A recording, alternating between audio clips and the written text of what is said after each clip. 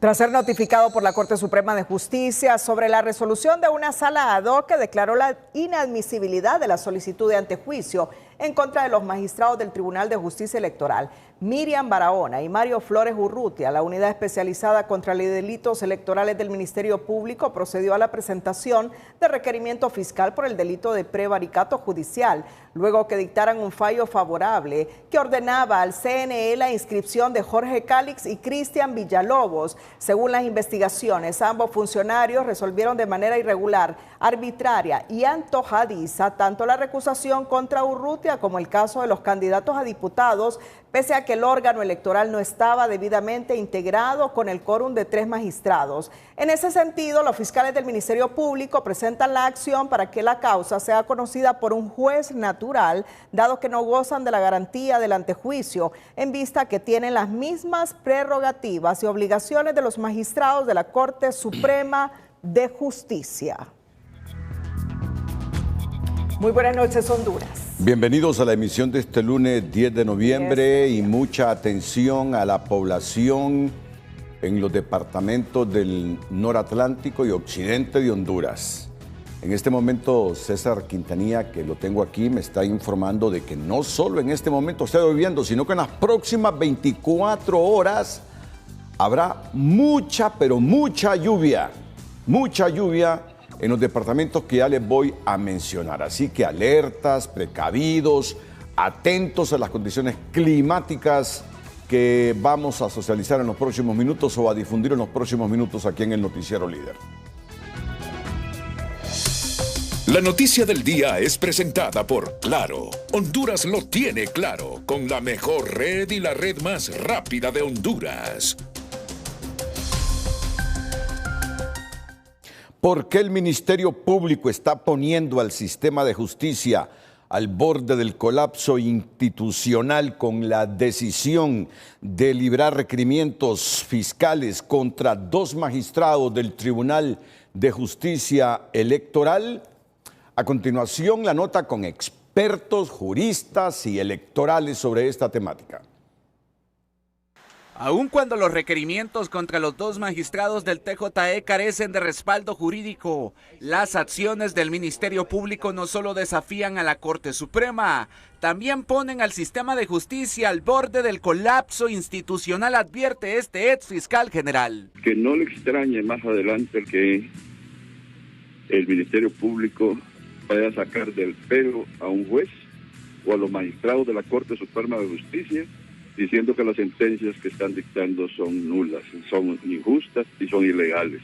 La inadmisibilidad del antejuicio no detuvo a la Fiscalía, que insiste en procesar a ambos funcionarios electorales, pese a que el mecanismo que corresponde es el juicio político, al estar en el mismo nivel que los magistrados de la Corte, de acuerdo a la resolución de la Sala ad hoc que conoció el caso. La misión encomendada a Joel Zelaya es deslegitimar al órgano electoral, como parte de la estrategia oficialista de sembrar caos y desconocer los resultados finales, asegura el analista Javier Sandoval, para quien el fiscal general no está dispuesto a aceptar la derrota. El Ministerio Público ha querido utilizar la Corte Suprema de Justicia o instrumentalizar la Corte Suprema de Justicia como han hecho con ellos, y esto pues yo creo que ya habría que ponerle un límite y sentar un precedente al respecto. Es momento de poner un alto a Joel Zelaya, puntualiza Sandoval, al cuestionar que se pretenda acentuar la incertidumbre sobre las elecciones, cuando el llamado de la comunidad internacional ha sido frenar la instrumentalización de la justicia en plena ruta electoral. Pero el rechazo a la solicitud de antejuicio no impide que el Ministerio Público haga una acusación formal bajo el procedimiento contra altos funcionarios, explica el secretario ejecutivo de la CENAF, al indicar que el órgano persecutor del Estado solo cumple con sus facultades investigativas. Cuando un juez sale de sus atribuciones y interpone sentencias que no están apegadas a derecho, el Ministerio Público tiene derecho a investigar y proceder de acuerdo a la ley. Según el Ministerio Público, tanto los magistrados Mario Flores Urrutia como Miriam Barahona incurrieron en el delito de prevaricato judicial al emitir resoluciones contrarias a la ley en el expediente que ordenó la inscripción de Jorge Cálix y Cristian Villalobos como candidatos a diputados.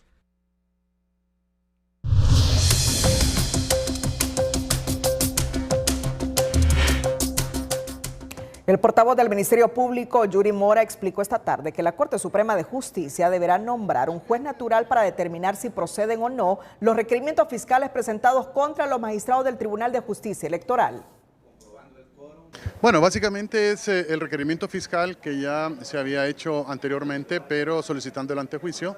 La Corte Suprema de Justicia determinó que el antejuicio no procedía para los magistrados del Tribunal de Justicia Electoral.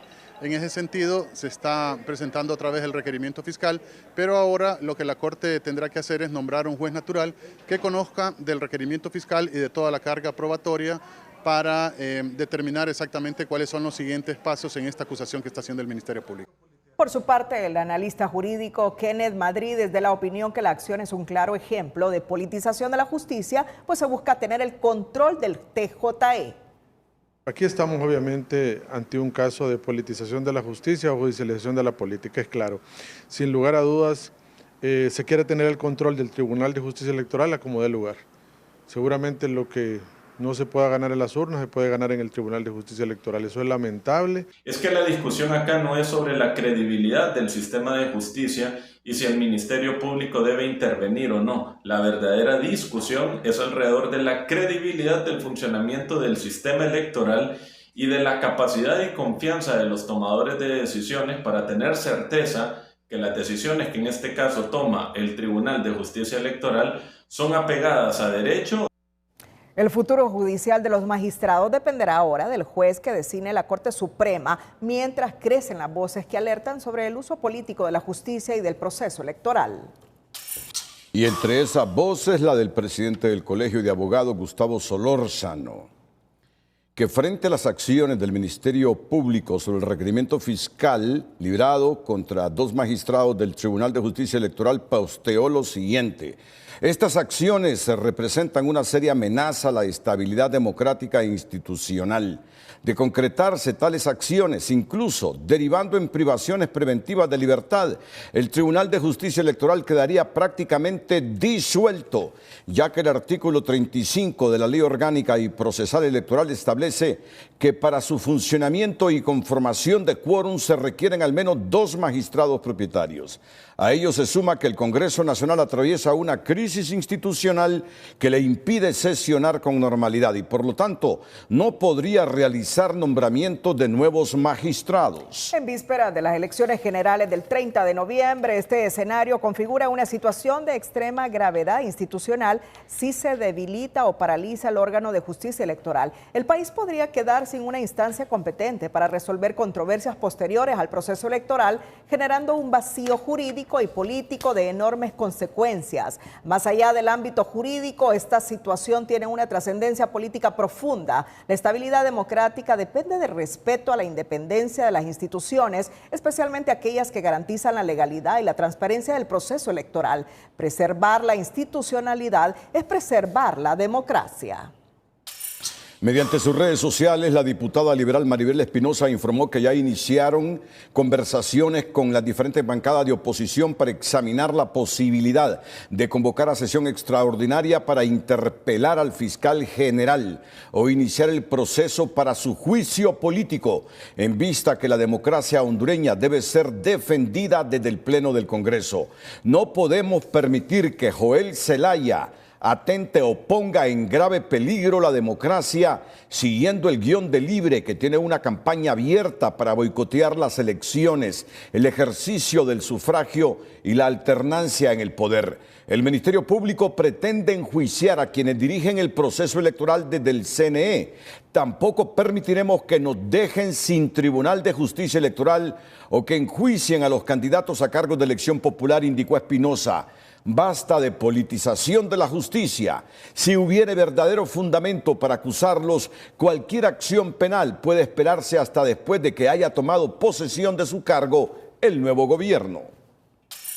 La Sociedad Interamericana de Prensa, SIP, Condenó este lunes las declaraciones del jefe de las Fuerzas Armadas, Roosevelt Hernández, contra el empresario de medios de comunicación y expresidente de la CIP, Jorge Kanahuati, recordando que los funcionarios públicos deben respetar el derecho de los medios a informar y opinar libremente, sin presiones ni descalificaciones que puedan menoscabar la libertad de expresión. En similares términos se pronunció el Colegio de Periodistas de Honduras, que expresó su más enérgico rechazo por el uso de un órgano institucional militar para atacar, señalar y estigmatizar públicamente a un empresario y a medios de comunicación por el ejercicio legítimo del periodismo. El CPH exigió a las Fuerzas Armadas a rectificar públicamente sus declaraciones y pidió al gobierno garantizar el principio constitucional de la subordinación militar al poder civil.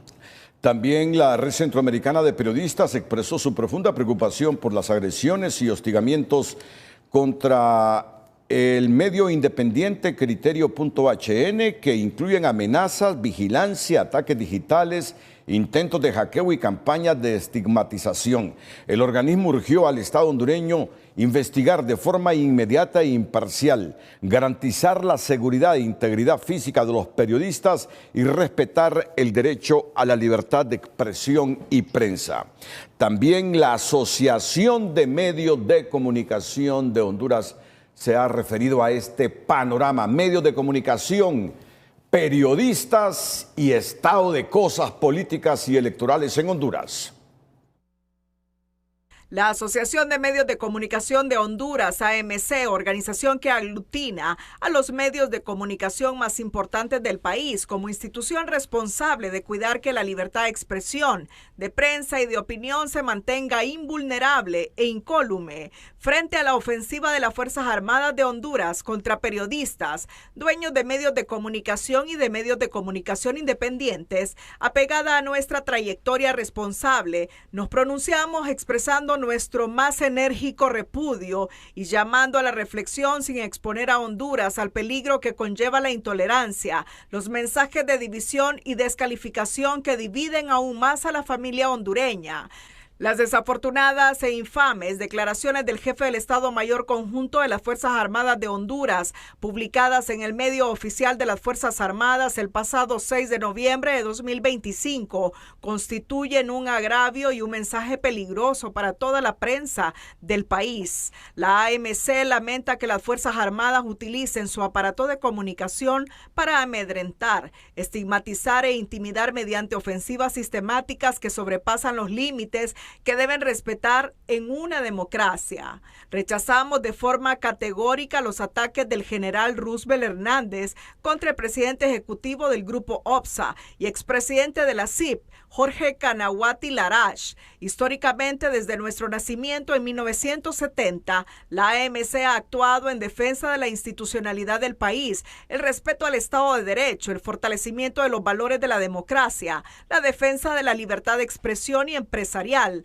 En ese contexto, la AMC deplora cualquier amenaza, intimidación o vulneración contra medios de comunicación, dueños de medios y periodistas por la invaluable función social que desempeñan en una sociedad democrática, la que debiese ser entendida por el sector público con el más elevado sentido de apertura y tolerancia. Ante esta nueva escalada de presiones contra el ejercicio periodístico y embestida contra la libertad de expresión y de prensa, la AMC, con las credenciales morales y huella indeleble que ha dejado en la vida democrática del país, excita al jefe del Estado Mayor Conjunto de las Fuerzas Armadas, general Roosevelt Hernández, a que guarde la espada de la confrontación e intolerancia en la funda del buen juicio, la armonía y patriotismo para evitar antagonismos infecundos y peligrosos que lleven nuestra democracia al fracaso,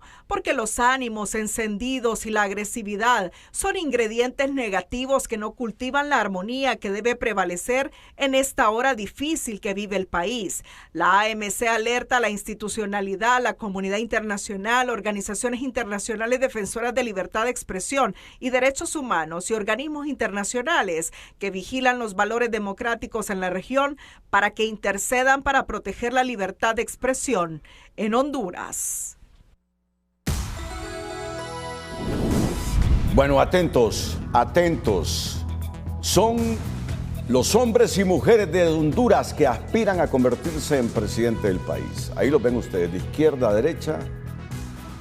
Mario Rivera, Rixi Moncada, Nelson Ávila, Salvador Narrala y Narria Fura.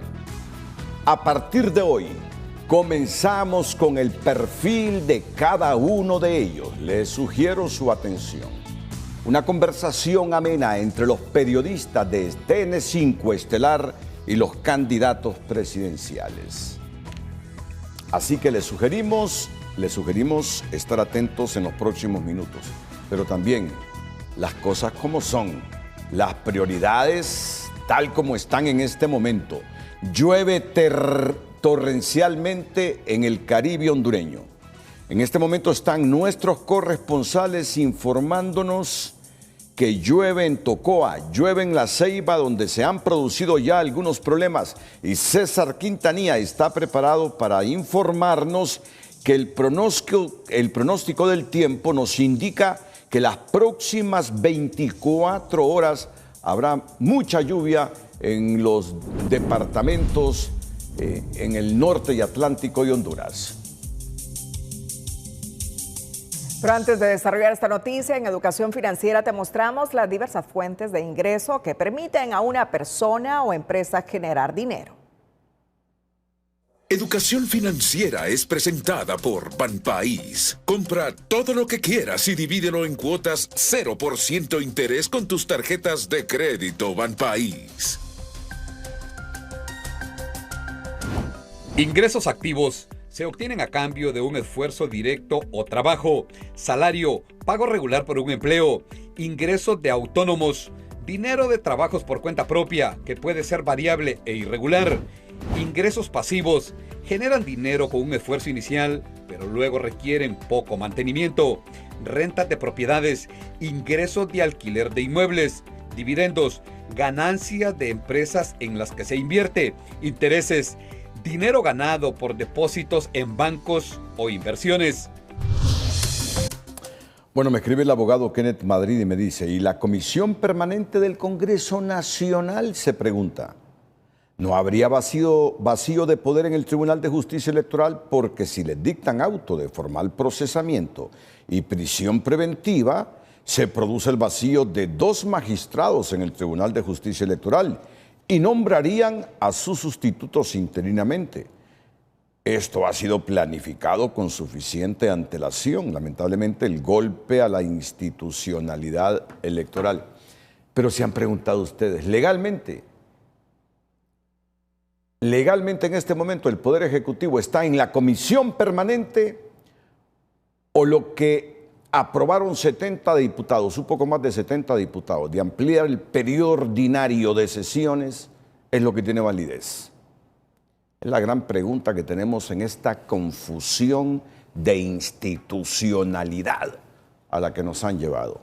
Kenneth Madrid cree que si queda ese vacío en el Tribunal de Justicia Electoral, Redondo y su gente se va a reunir como comisión permanente para nombrar a los sustitutos de Mario Flores Urrutia y de Miriam Barahona. Mire usted. Pero bueno, la prioridad es nuestra gente. Quiero que escuchen a César Quintanilla con las condiciones del clima en las próximas 24 horas.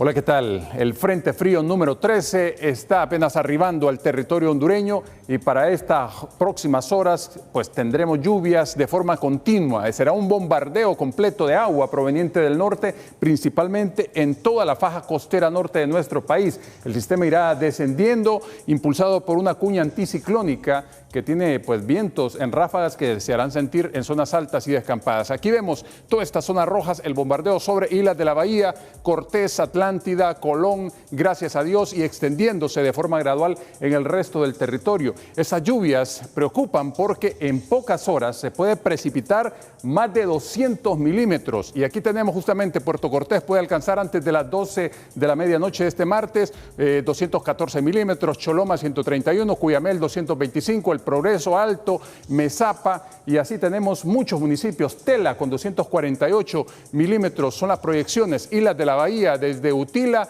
pasando por Roatán y hasta Guanaja, pues la intensidad de las lluvias acumulada en esos sectores, lo mismo hacia Iriona, Brus Laguna, Puerto Lempira, todos estos sectores raya con alta precipitación, Arenal, Tejeras, Jocón o Yocón, El Carril o Lanchito. Así que alta precipitación, por favor. Los derrumbes, inundaciones pueden estar a la vuelta, así que las personas que viven en zonas vulnerables, extremar precauciones. Hasta 76 kilómetros por hora las ráfagas de viento que se pueden reportar en el occidente del país, y esto lógicamente pues nos trae un oleaje muy elevado que puede llegar, escuche bien, hasta por encima de los 7 metros ahí al norte de Islas de la Bahía, y cerca de la costa continental pues ahí esperaríamos hasta 6 metros, también altamente peligroso, con temperaturas que descienden, 24 grados en el noroccidente, 25 aquí en el centro, en el sur se mantienen bien elevadas de 35, la región oriental con algunos descensos. Estos descensos de temperatura serán más sensibles incluso para el día miércoles. Y finalmente cierro con un titular de la ONU que dice que los desplazados por el clima ya alcanzan 250 millones en 10 años. Altamente peligroso y para preocuparse. Cuídense mucho, siempre les queremos como televidentes y no como noticia. Que la pasen bien.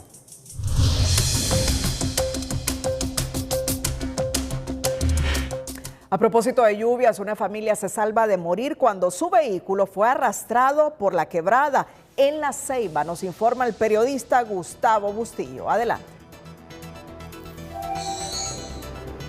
Gracias, buenas noches, licenciado Renato Álvarez, un placer saludarle. Las fuertes lluvias en la parte alta de la ciudad de La Ceiba especialmente han dejado el saldo de una familia que afortunadamente se salvó de morir arrastrados por la fuerte corriente que le voy a mostrar a continuación en imágenes de mi compañero José Contreras. Ellos iban a bordo de este vehículo, iban 5 personas, 3 adultos y 2 niños a bordo, reitero, de este vehículo tipo pick-up que fue arrastrado al intentar cruzar el vado que conecta entre el centro de la ciudad de La Ceiba y el sector del Hospital General Atlántida, acá en la Novia de Honduras. Afortunadamente se salvaron de morir ahogados cuando fueron arrastrados por las fuertes crecidas, las crecidas repentinas de la quebrada de Adán, acá en la ciudad puerto de La Ceiba, repito, producto de las fuertes lluvias que están azotando este sector. Este es mi informe desde la ciudad puerto de La Ceiba a Estudios en Tegucigalpa. Buenas noches.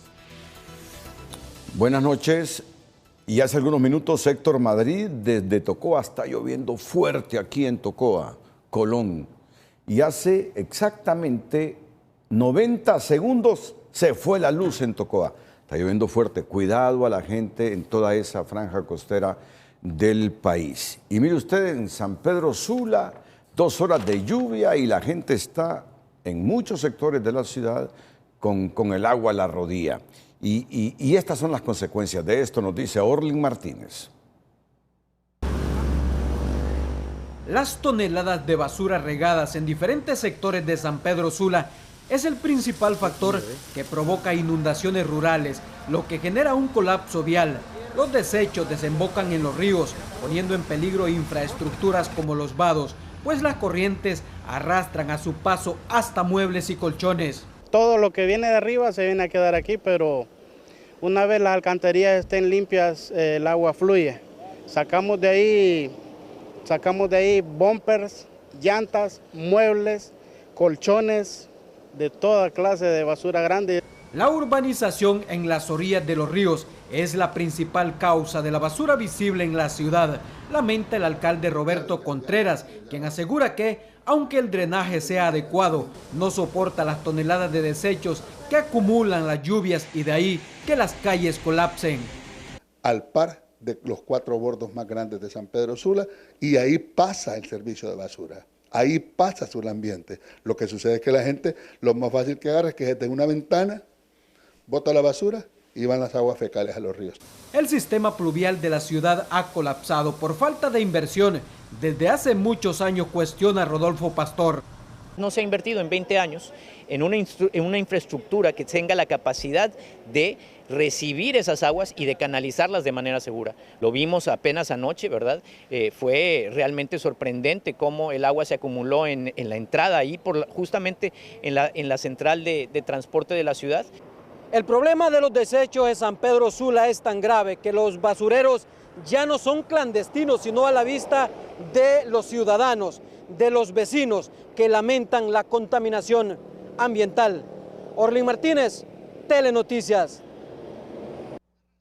Bueno, son los tremendos desafíos que tiene San Pedro Sula, resolver toda esa problemática. Salvador Narrala después de la pausa, el perfil del presentador televisivo con más éxito en Honduras desde hace 4 décadas.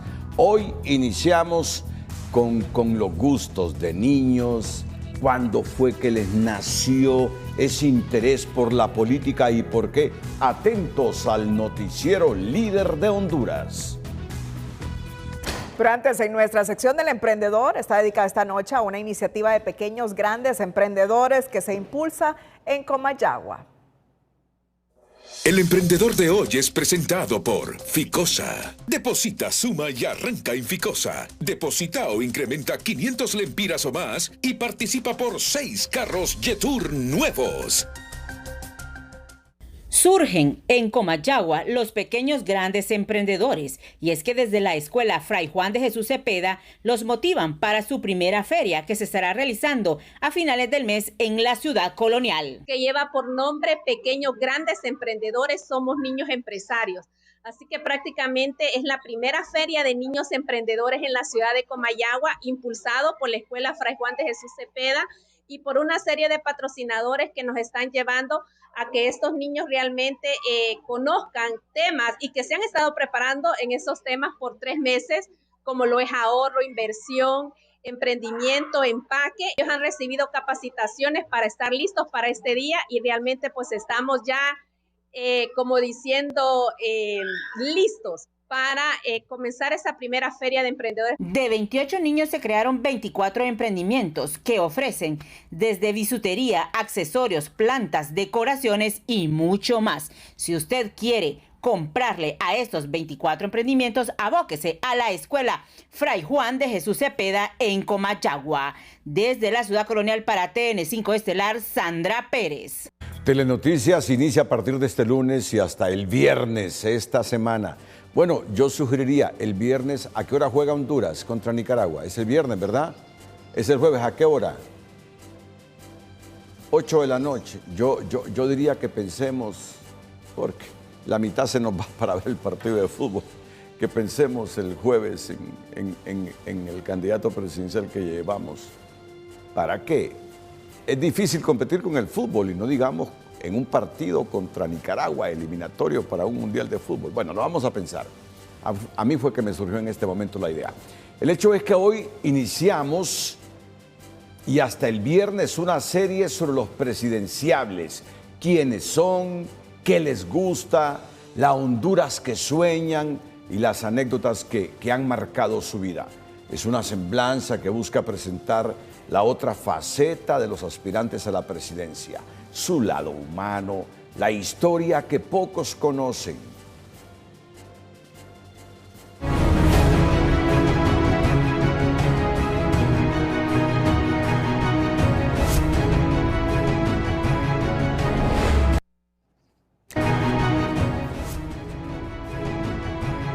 Iniciamos con Salvador Alejandro César Narrala Salum, ingeniero civil e industrial, presentador de televisión con más de 40 años de experiencia. Nació en Tegucigalpa, Francisco Morazán. Incursionó en la política en 2011 como candidato presidencial del Partido Anticorrupción PAC.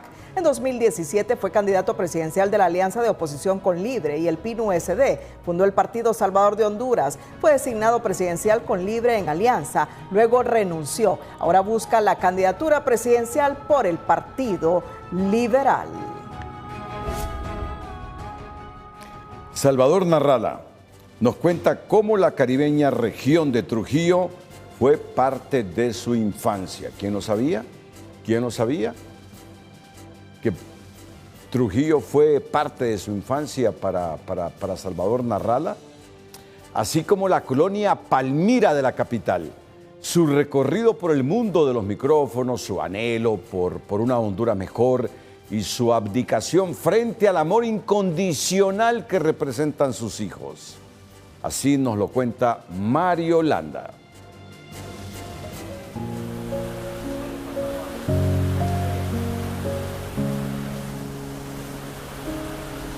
Mientras una pertinaz lluvia caía sobre la ciudad capital, Salvador Nasralla, candidato presidencial del Partido Liberal y reconocido narrador deportivo, conversaba amenamente, viajando en el tiempo, inspirado en una tarde lluviosa que parecía transportarlo décadas atrás, a otro tiempo, a otra Honduras. Desde la cocina de una residencia en Tegucigalpa, el político evocó sus primeros años de infancia en la costa norte. En Trujillo no teníamos luz eléctrica, recordó, con una sonrisa nostálgica que iluminó su rostro más que cualquier bombilla. Nos alumbrábamos con candiles, esa luz amarillenta y temblorosa era nuestra compañera cada noche. Mi infancia transcurrió aproximadamente unos 5 años en Trujillo. Trujillo, bellísimas playas, pero no teníamos energía eléctrica. A las 6 de la tarde se acababa todo, había que alumbrarse con quinqué o con velas.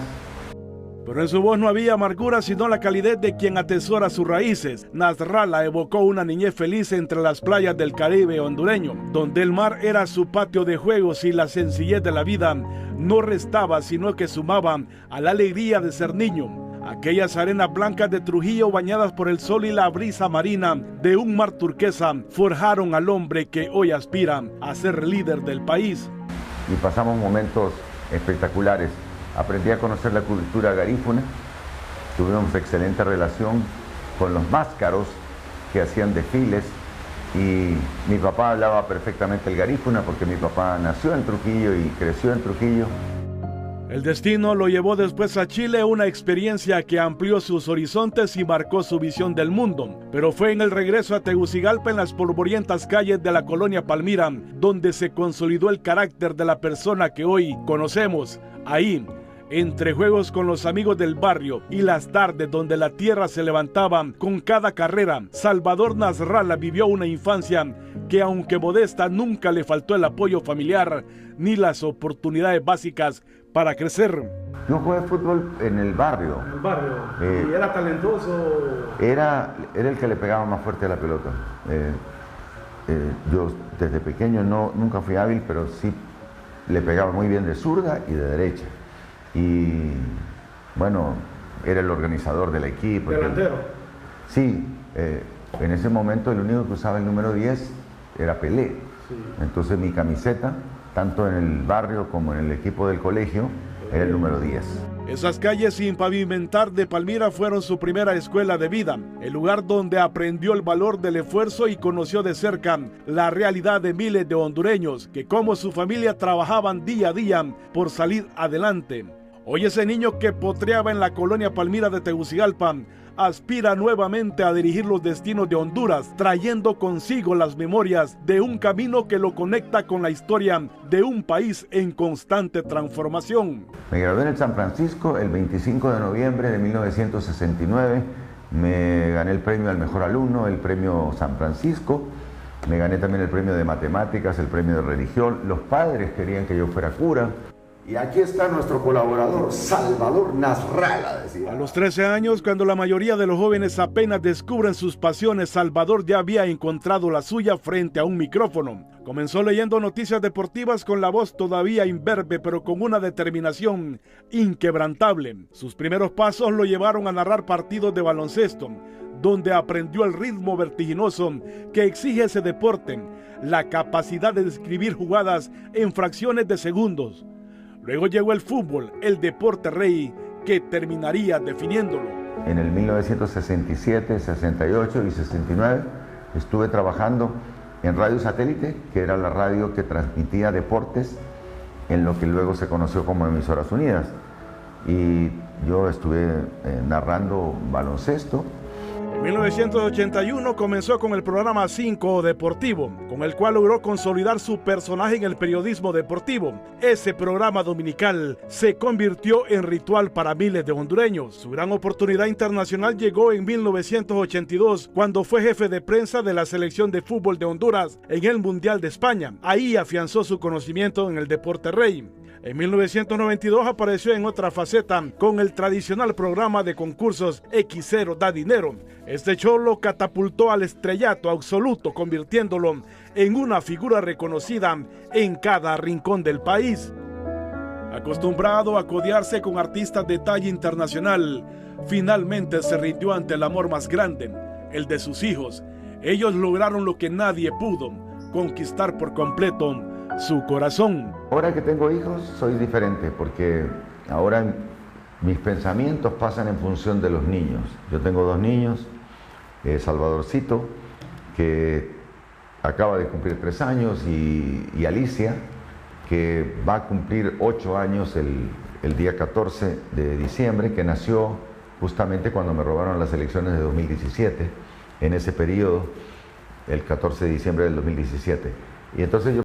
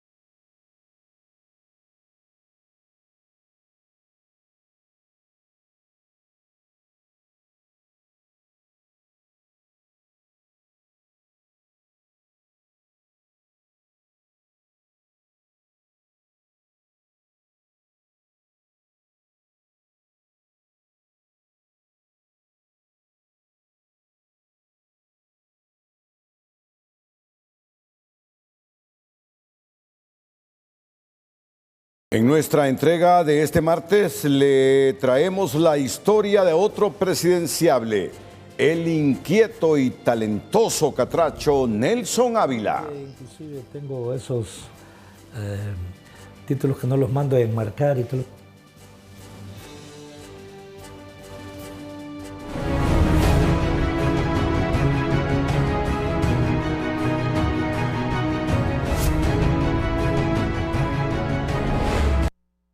Bueno, atentos porque más adelante el tema político electoral, es el tema que inquieta, que genera expectativas e incertidumbre entre los hondureños.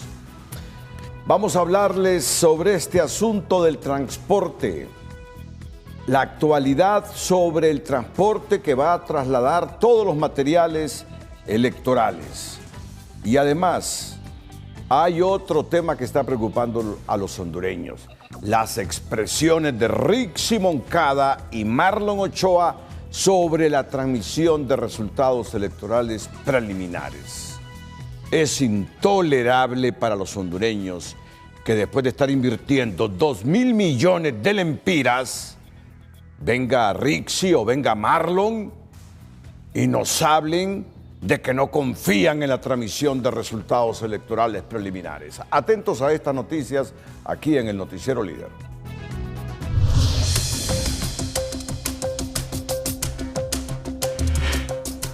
La agencia calificadora Standard & Poor's mejoró la calificación crediticia del Banco Centroamericano de Integración Económica de AA a AA+. La nueva nota del BCE es una buena noticia para los 15 países que forman parte del BCE, ya que permitirá prestar recursos en mejores condiciones y traducir esos beneficios en ahorros para los presupuestos de cada país. Según el comunicado oficial de Standard & Poor's, se refleja una mejora considerable en la solidez financiera del BCE y, de acuerdo con expertos en finanzas, las tasas de interés podrían bajar en 50 puntos básicos o 0.5% para los créditos que reciben los países de la región centroamericana y los extrarregionales. Honduras es el país con mayor informalidad laboral según el nuevo informe de Perspectivas Económicas de América Latina 2025 de la Organización para la Cooperación y el Desarrollo Económico, OCDE. A Honduras le siguen Bolivia, Nicaragua y Guatemala con los niveles más altos de informalidad, con más del 70% de su población ocupada fuera del sistema formal. Según la OCDE, la alta informalidad se traduce en baja productividad, menores ingresos para los hogares y restricciones para financiar el sistema de seguridad social, pensiones y crédito, lo cual limita la capacidad del país para sostener una agenda de desarrollo productivo de largo plazo. En el caso de Honduras, los sectores con más informalidad son el comercio, la agricultura y los servicios, donde predominan los empleos sin contrato ni prestaciones. El gobierno de la presidenta Castro ha comenzado a caer en impago con la suspensión de transferencias y la honra de compromisos con los acreedores, que podría elevar el riesgo país e impedir el cierre del presupuesto del presente año, según los economistas. El Estado cayó en impago a nivel interno, según esta economista, tras casi 30 días de suspensión de las transferencias por parte de la Secretaría de Finanzas, lo que puede elevar el riesgo país e impedir el cierre del presupuesto 2025. Cuando no se cumplen los compromisos adquiridos, genera reclamo, genera malestar y paralización en lo que es las obras, y todo esto se observa, es como caer en impago a nivel interno. Desde el sector oficial se argumenta que es para atender la emergencia climática y por otra parte se culpa a la oposición por no aprobar más de $1.000 millones en préstamos en el Congreso Nacional. Al final de cuentas la oposición se enfrasca en un tema meramente electoral, lo que le está queriendo sacar provecho es a eso. Y digo que es triste porque al final lo que impide es el desarrollo normal de un presupuesto que ya está aprobado, ya se aprobó en el Congreso Nacional. Sin embargo, analistas consideran que el gobierno no puede paralizar el país por una pugna política, porque es cierto que necesita los créditos, pero afecta su misma gestión, porque hay medicamentos, proyectos y salarios por pagar. De seguir así, este gobierno va a cerrar muy mal su periodo presidencial. Sería lamentable, porque no podemos desconocer que han hecho esfuerzos en algunos aspectos. La decisión ya golpea a las alcaldías, contratistas y proveedores que denuncian el estancamiento de obras y servicios en todo el país, como es el caso del sector construcción, que reclama una deuda superior a los 5.000 millones de lempiras. Sí, ya es una deuda histórica, ya vamos a sobrepasar esa barrera de los 5.000 millones, y pues aquí un llamado a las autoridades de que van a generar una crisis en la industria de la construcción si no se hace algo al respecto. Cuestionan que el gobierno argumente que no hay fondos cuando a la fecha mantienen más de 15.600 millones de lempiras en la cuenta de la Tesorería General, mientras prevalece la política. Al exconsejero del CNE, Germán Lobo, le parece irónico que después de paralizar por varias semanas la adjudicación del TREP, ahora libre Rick Moncada y Marlon Ochoa lo descalifiquen en el primer simulacro. Ellos fueron los que aprobaron por unanimidad este sistema. Ellos fueron los que estuvieron llorando porque no querían el que se les había propuesto el 15 de junio. Entonces se aprobó este. Yo creo que ya la sociedad hondureña no se deja sorprender. Y los que vamos a legitimar el proceso electoral y las próximas autoridades somos nosotros, yendo masivamente a elegir el 30 de noviembre. Lobo recordó que el simulacro es precisamente para identificar irregularidades y se pregunta por qué el oficialismo no decía nada en el 2021 cuando también se presentaron inconsistencias. Porque nosotros le decimos al pueblo hondureño, no vamos a aceptar esa transmisión tramposa y fallida que hoy no le dio resultado. No había terminado su discurso cuando el consejero Marlon Ochoa mandaba al aire este mensaje en su cuenta personal de X. Informo al pueblo hondureño que el simulacro del sistema de TREP probado este día ha fracasado, lo que constituye una prueba más que las revelaciones de los audios es cierta y que existe una conspiración contra el proceso electoral orquestado desde el propio seno del órgano electoral. No puede hablarse de fracaso, creo que ese es un elemento eminentemente político, irresponsable, porque precisamente era para trabajar bajo presión. ¿Cuáles eran las virtudes, la capacidad de organización del Consejo? ¿Cuál es la capacidad de organización de los partidos políticos? La capacidad de los custodios informáticos, la capacidad instalada de las empresas que manejan biometría y transmisión de resultados. Otros, sin salir del asombro, se preguntan cómo un consejero habla mal de su propia casa y de su propio trabajo, lejos del juramento que hizo al asumir el cargo. Escuchar a un miembro del Consejo Nacional Electoral hablar del fantasma del fraude, hablar que fue un fracaso. Si él es parte del Consejo Nacional Electoral, prácticamente entonces significa que él ha fracasado. Expertos electorales aclaran que el TREP, con un costo que supera los 140 millones de lempiras, ni es barato ni es un capricho personal. La proyección de los resultados preliminares electorales se tiene que hacer 3 horas después de cerrar las urnas, porque así lo manda la ley electoral. No es una razón para que la candidata de Libre diga que ella no va a aceptar eso. Eso no depende de ella, eso está en la ley, es obligatorio. Se tiene que hacer el TREP y se tiene que aceptar oficialmente esos resultados. Desde las elecciones generales del 2013, el TREP pasó por críticas y descalificaciones, pero nunca un aspirante presidencial o un partido político puso en duda un simulacro que es una prueba para ajustar el sistema y reparar los errores. Una reacción oficialista para la sorpresa, pero también para la ironía, pues son muchos los que les preguntan si acaso querían que el simulacro fuese perfecto.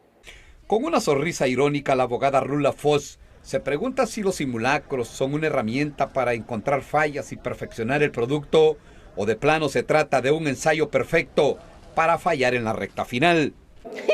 No hay simulacros perfectos.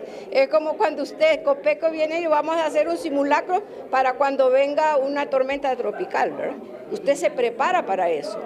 En el simulacro de este domingo, el CNE encontró algunas fallas, como material que llegó tarde a algunos centros de votación, partidos políticos que no capacitaron ni enviaron a tiempo a sus custodios informáticos, máquinas de biometría que no estaban programadas y sitios donde falló el fluido eléctrico, como en Tela y La Ceiba, que no hubo energía casi todo el día del ensayo electoral. La consejera presidenta del CNE, Ana Paula Hall, en un mensaje en su cuenta de X, salió este lunes a aclarar algunos detalles del primer simulacro del proceso electoral del próximo 30 de noviembre, luego de que Libre, su candidata presidencial Rixi Moncada y el consejero del CNE, Marlon Ochoa, lo calificaran como un fracaso. La consejera presidenta posteó lo siguiente: el simulacro electoral es el ejercicio para probar los elementos tecnológicos y logísticos de las elecciones. Se monta para evaluar y determinar qué elementos funcionan según lo deseado e identificar cuáles requieren de arreglos y en este tiempo poder realizar los ajustes correspondientes. A 20 días de las elecciones generales, lo que corresponde es tomar las medidas en cualquier falla detectada el día de ayer. Se preguntó Ana Paula Hall, ¿qué indican los hechos? Que no se habían hecho un ejercicio de esta magnitud previo a las últimas 3 elecciones, que existe un problema en la conectividad que debe solucionarse. Asimismo, que la capacitación debe intensificarse y sobre todo que el proceso electoral 2025 se desarrolla en el contexto más complejo que hemos tenido en décadas en nuestro país. Hasta el último segundo se luchará por estas elecciones. Si hay que hacer un nuevo simulacro, se hace. No nos cruzaremos de brazos y no permitiremos que nadie se robe el derecho del pueblo a votar. TN5 en línea es presentado por La Curazao. Black Friday, las ofertas más esperadas del año. Nuevas promociones cada semana. Garantizamos los mejores precios. Luego que el consejero del CNE, Marlon Ochoa, coincidiera con la postura de su candidata oficialista y declarara que el simulacro electoral realizado ese domingo había sido un fracaso técnico y logístico, el debate se encendió en las redes sociales. Para el exfiscal de la República, Edmundo Orellana, el simulacro fue un éxito, porque se logró identificar los problemas para resolverlos y evitar que provoquen caos el día de las elecciones. Fracaso sería si el CNE no resuelve a tiempo los problemas identificados, consideró. El alcalde de San Pedro Sula le aclaró a la candidata Rixi Moncada que el simulacro solo fue para detectar errores, probar la conectividad, verificar la transmisión de datos, transporte y logística. Felicitó al CNE y pidió absoluto respeto al resultado electoral del 30 de noviembre. Solo los que se sienten perdidos buscan justificaciones baratas, posteó el edil. El caricaturista hondureño Chávez Tung manifestó que si en un edificio se hace un simulacro de incendio y la mayoría de la gente no sigue las reglas, se confunde o pasan otras cosas negativas y se concluye que en caso real habría muerto la mitad de las personas, no significa que se fracasó, porque el simulacro estaba para evidenciar las fallas. Leonardo Pineda destacó que en 2021 se programaron 2 simulacros electorales, solo se hizo uno y mal hecho, tardío y limitado, y las elecciones salieron bien.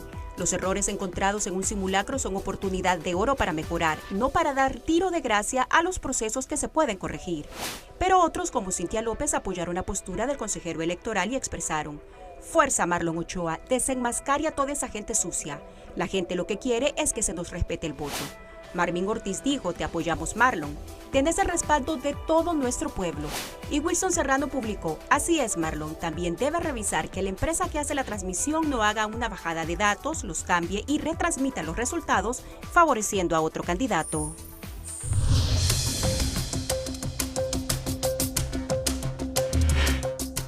Bueno, y sobran las reacciones. Me están llegando aquí. Entre ellas la de la diputada Fátima Mena. Las elecciones más caras de la historia. Como si nos sobrara el dinero. Por Dios, a cualquiera sacan de quicio esas declaraciones. Pero, a pesar de todo esto, el Consejo Nacional Electoral, digo, a pesar de las tensiones a que es sometido, sigue cumpliendo el cronograma para dar certeza a los electores que habrán elecciones. A 20 días de las elecciones generales, la presión sobre el proceso aumenta. Según este analista, las reiteradas denuncias de fraude y los señalamientos de fracaso sobre el simulacro electoral son parte de una campaña de desprestigio que busca generar incertidumbre en la ciudadanía y restar valor a los esfuerzos del CNE por garantizar un proceso transparente con las mínimas condiciones de confianza y credibilidad. Quite del proceso estos discursos, estas tesis, estas estrategias perversas que hay para desprestigiar el proceso, y este proceso posiblemente sea uno de los más ordenados. Las trabas que han habido, las insuficiencias que han habido han sido provocadas, inducido precisamente por las personas y aquellos elementos políticos que están empecinados en el continuismo. No quieren soltar el poder. Para Valladares, la contratación expedita para el transporte de material electoral, avances en el cronograma como el inicio de la impresión de papeletas y la firme negativa de las consejeras del CNE ante las solicitudes de las Fuerzas Armadas para trasladar las maletas electorales o conocer anticipadamente los resultados presidenciales son señales claras de transparencia y compromiso institucional. Una tesis que comparte este abogado, quien afirma que pese a la campaña de desconfianza y ataques, el CNE mantiene su rumbo para darle certidumbre al proceso.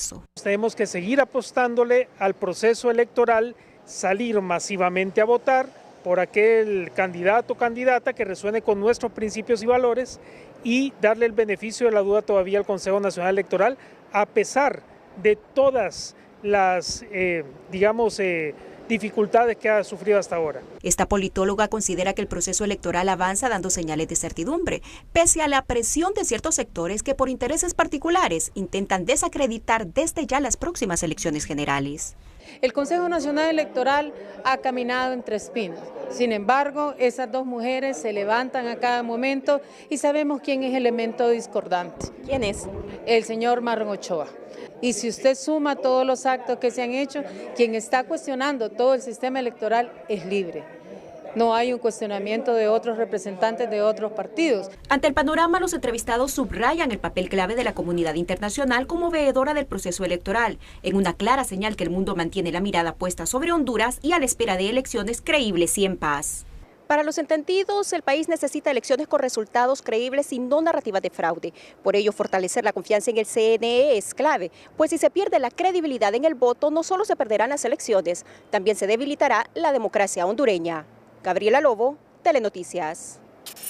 Este lunes se realizó en el Consejo Nacional Electoral la apertura del proceso de contratación para el servicio de transporte pesado que movilizará las maletas electorales, kits tecnológicos y otros materiales esenciales para las elecciones generales de 2025. La única empresa que participó en este acto es la empresa Transporte Lazo Mejía, que presentó una oferta de 86.9 millones de lempiras. Según piden ellos, el 15 de noviembre deberían estar las primeras unidades en el... ¿Se podría lograr la distribución de las maletas? ¿Hay tiempo todavía? Sí, las maletas se dan porque transporte hay. Es según el 50% del valor de la oferta. Eso es lo que se pide. ¿Es más de 40 millones? Por ahí más o menos. ¿Cuántas son las unidades que se necesitan, Pablo Pastor? Piden 421. ¿Hasta dónde está el contrato o los pliegos? ¿Hasta dónde tienen que llegar? ¿El municipio hasta dónde? Hasta los municipios, sí. Hasta los municipios. Del CLE, Tegucigalpa, a los departamentales y de departamentales a los municipales. Ruiz dijo que les informaron que la movilización del material deberá iniciar el próximo 15 de noviembre. La documentación fue revisada por la Unidad de Compras y Contrataciones del CNE, encargada de verificar los requisitos y términos de la propuesta antes de tomar la decisión final.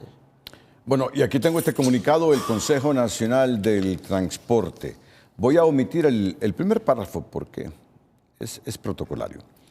Reflexión urgente a la clase política. Hacemos un llamado enérgico y directo a la clase política a reflexionar profundamente y a cesar los ataques constantes y la politización de la vida nacional. La confrontación permanente solo está generando un clima de inestabilidad que atenta contra la inversión, la generación de empleo y la tranquilidad de la población. Exigimos que dejen de politizar a la población y pongan la agenda del país por encima de los intereses partidarios. Respeto irrestricto al orden democrático y la Constitución. Los transportistas dándoles lecciones de democracia y cultura democrática a nuestros políticos. Demandamos a los tres poderes del Estado y a las Fuerzas Armadas que el orden democrático se sostiene únicamente en el respeto inquebrantable a la Constitución de la República y a las leyes que de ella emanan. La funcionalidad institucional es la única vía para salir de la crisis. Y respaldan al Consejo Nacional Electoral como autoridad única. Miren qué lección de democracia la que están dando los miembros del Consejo Nacional del Transporte. El CNT declara su total apoyo y respaldo al Consejo Nacional Electoral. De forma enfática, declaramos que el CNE es la única autoridad facultada y autorizada por ley para declarar al ganador de los procesos electorales en el país. El sector transporte acatará y respetará únicamente la declaratoria del Poder Electoral. Cualquier intento de desconocer esa autoridad es atentar contra la República. Y un llamado cívico a la población. Exhortamos a todos los hondureños a participar masivamente en la próxima jornada electoral, donde sea el soberano el que decide el destino de nuestro país. Este proceso electoral debe ser una verdadera fiesta cívica y no un campo de batalla político. Todos a votar por Honduras. Estamos listos a la defensa de la democracia. Mira, después de tantas décadas, me parece que es el comunicado estrella que le he escuchado al Consejo Nacional del Transporte en tanto tiempo. La democracia primero, por sobre los intereses personales.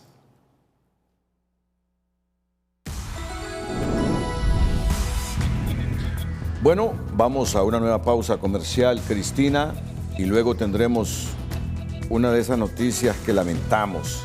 Una nueva masacre, ¿verdad? Sí, pese al estado de excepción que no debería seguir en un proceso electoral como el que se nos avecina, pese a eso, a que tenemos estado de excepción porque nuestras autoridades policiales y legislativas no quieren hacer caso de la demanda de la sociedad civil hondureña y de la comunidad internacional.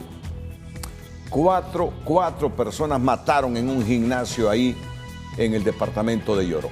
Sí, pero miren que pocas veces se le alinean así los astros a Donald Trump. El presidente de la BBC y la directora de informativos han tenido que renunciar. Porque The Telegraph, otro periódico, bueno, la BBC es una corporación mediática oficial de Gran Bretaña. The Telegraph denunció que manipularon un mensaje de Donald Trump, de que estaba incitando a la gente.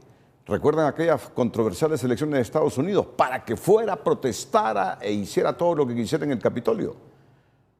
The Telegraph lo denunció en Londres, el periódico influyente de Inglaterra. y ha renunciado el presidente y la directora de los informativos de la BBC. La BBC, que es un medio famosísimo, es un medio del que muchos estados deben aprender cómo debe ser un medio oficial, pero esta vez ese medio oficial falló, manipuló, y de eso se agarra Donald Trump ahora para anunciar que va a demandar a la BBC por $1.000 millones. Un director y la jefa de los informativos se prestaron para manipular el discurso de este controversial presidente de Estados Unidos, y ahora no solo han renunciado o despedido los dos, sino que el presidente de los Estados Unidos los amenaza con demandarlos por $1.000 millones a la Corporación de Medios de Comunicación Oficial de Inglaterra. La otra noticia... Sí. Ha muerto Jane Watson, el premio Nobel despojado de sus títulos por reiterar que los negros son menos inteligentes que los blancos por sus genes. Hace algunos años esto fue controversial, lo que dijo este hombre. Y se ganó, ¿cuántos premios dice ahí? Premio Nobel. Premio Nobel. Y que por lo que dijo fue despojado por sus títulos. ¿Y qué fue lo que dijo? Que los negros son menos inteligentes que los blancos por sus genes. Hoy falleció este hombre. Allá que Dios lo juzgue, ¿verdad? Así es, Renato. Sí. Y de regreso con la información nacional. 10.000 estudiantes de 234 centros educativos de la Geografía Nacional harán historia el próximo miércoles en San Pedro Sula. La noticia positiva es presentada por Diunsa. El Black Week se adelantó en Diunsa. Los precios más bajos de Honduras garantizados. Aprovecha y llévatelo sí o sí. San Pedro Sula será este miércoles el epicentro artístico del continente. La Secretaría de Educación presentará el coro 10.000, el espectáculo artístico y educativo más grande en la historia de Honduras, que reunirá a 10.000 estudiantes provenientes de 234 centros educativos de todo el país en el Estadio Olímpico Metropolitano. Los estudiantes que forman parte del programa de prevención a través del arte han estado practicando durante 5 meses y deleitarán con un repertorio que durará alrededor de 2 horas, cantando en 6 idiomas diferentes: español, inglés, italiano, portugués, latín y garífuna. Vamos a romper un récord de las Américas con el coro escolar más grande de las Américas. Son 10.000 estudiantes de nuestro sistema educativo nacional que forman parte de nuestro programa nacional de artes, que con el programa de artes estamos previniendo violencia. Tenemos profesores de deportes y de artes que están desarrollando estas dos actividades a lo largo y ancho del país después de la jornada normal de clases. Y bueno, tenemos un año preparándonos. El año pasado, ustedes mismos, la Corporación Telecentro nos acompañó al coro de los 1000, que fue nuestro primer gran ejercicio. Era un verdadero reto poder hacer un coro con 1000 estudiantes. Y bueno, este año el reto lo hemos multiplicado por 10 y este año vamos a tener 10.000 estudiantes. La presentación será en formato sinfónico con el acompañamiento de una orquesta, interpretando música popular internacional, música hondureña y hasta ópera.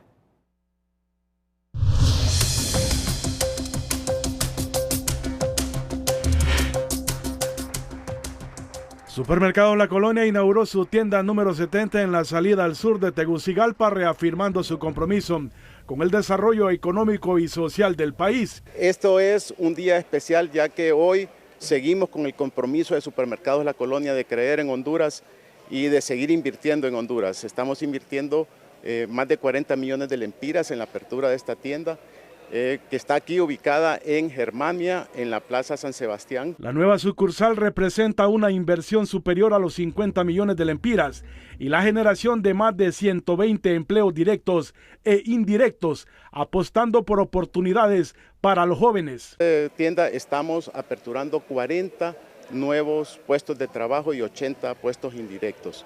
Adicionalmente tenemos personal totalmente capacitado para poder brindar el mejor servicio a todos y cada uno de nuestros clientes. Claro, el compromiso de Supermercados La Colonia es estar cada día más cerca de la familia hondureña. El día viernes, si Dios quiere, estaremos aperturando una nueva tienda también en la ciudad de Villanueva. Ubicada en la Plaza San Sebastián, la moderna tienda cuenta con más de 1,000 metros cuadrados y tecnología de eficiencia energética. Sus ejecutivos destacan que esta apertura marca un hito en la estrategia de expansión de la colonia, en el marco de su 50 aniversario. Aseguraron que continuarán impulsando inversión, empleo y oportunidades para Honduras, consolidándose como la cadena preferida de los hondureños. En una nueva masacre, esta vez en Morazán Yoro, sujetos están ligados con grupos criminales de la zona. La masacre que se registró al interior de un gimnasio en el barrio del Progreso de Morazán Yoro fue ejecutada por al menos 5 sujetos que ingresaron con indumentaria de unidades de seguridad. Según las autoridades, el blanco de la misma era Oscar Roberto Melara Boto, de 28 años, una de las 4 víctimas del hecho criminal que ya contaba con antecedentes. Permaneció recluido en el 2022 por el delito de asesinato. También la información que se maneja es que se dedicaba al microtráfico.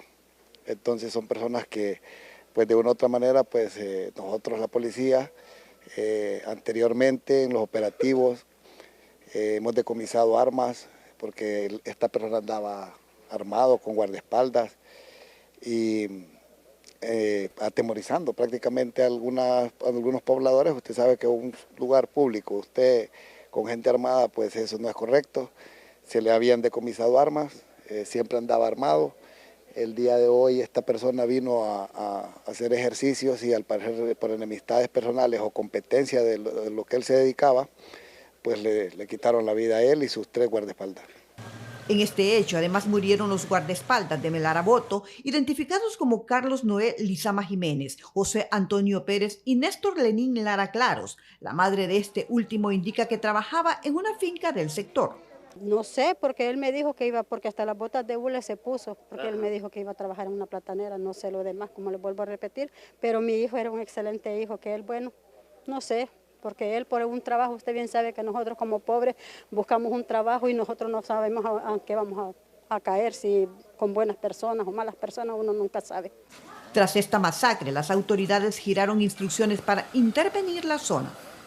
Tanto en los municipios de Morazán como del municipio de Yoro, debido a la incidencia que se generó en horas de esta mañana.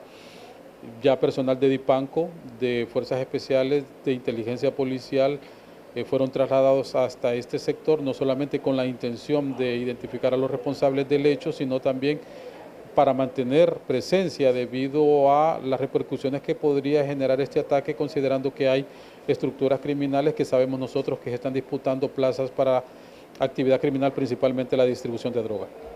Con esta masacre ya son más de 25 las que se registran en el país desde enero del presente año. Una nueva masacre sacudió a Honduras este lunes. Según el Observatorio de la Violencia de la UNA, es la masacre número 28 del año, a solo 2 casos de igualar las 30 registradas en 2024.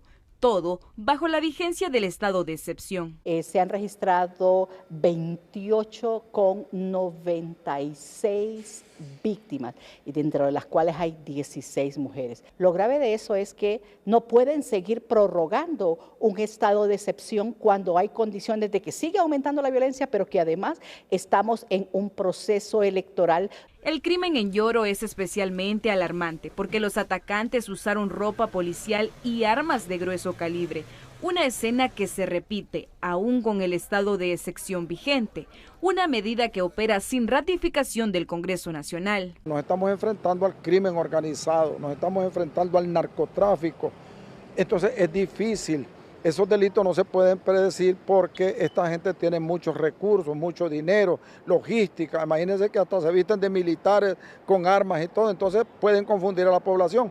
En el reciente examen de derechos humanos de la ONU, más de 90 países expresaron preocupación por la prolongación de la herramienta de seguridad, recordando que estas medidas deben ser temporales, proporcionales y sujetas a control judicial y legislativo.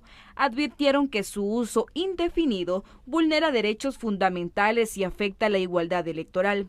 La medida está próxima a vencer, pero las autoridades ya anunciaron que solicitarán una nueva prórroga, destacando supuestos logros en materia de seguridad.